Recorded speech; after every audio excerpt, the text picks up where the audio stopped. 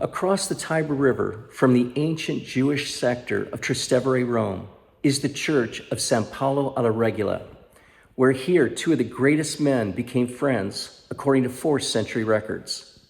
Here St. Paul the Apostle lived first in the Eternal City while instructing catechumens, and according to archaeologist Rodolfo Lanciani, Paul held discussions right here with Lucius Annaeus Seneca, or simply Seneca, the notable philosopher and statesman.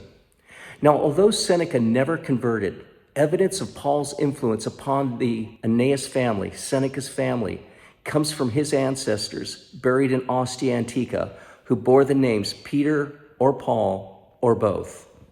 Their gravestones were discovered in 1867. Now, according to Lanciani, Paul was tried in Corinth by the proconsul Marcus Annaeus Gallio, who was the brother of Seneca. And when transferred to Rome about 60 AD, the apostle was under the custody of Afrianus Burrus, the prefect of the Praetorium, who was also a friend of Seneca. Paul's eloquence impressed both the members of the Praetorium and the imperial staff. It is likely that Seneca evaluated Paul, given that he held the responsibility as consul suffectus.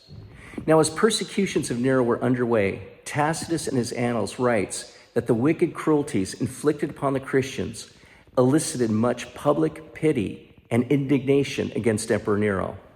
Seneca himself had great compassion, as he indicates in his letters. And Tertullian writes in his De Anima that Seneca witnessed the final struggles of many martyrs. About 63 AD, St. Paul was tried by Nero in that secular basilica on the Palatine Hill, which served as a law court. Paul was chained for the better part of 2 years and stood so before the emperor. Expecting to be sentenced to death, he was not.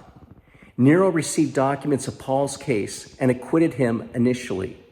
The prefect Burrus and the consul Seneca were perhaps influential here. But later, St. Paul was condemned with St. Peter by an angry Nero in that dramatic account in the Roman Forum, where the magician Simon Magnus was lifted into the air by demons to impress the emperor. But he fell mortally to the ground by the prayers of the apostles.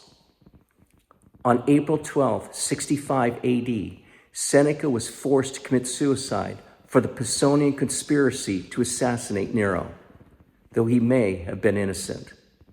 That suicide became the subject of many paintings.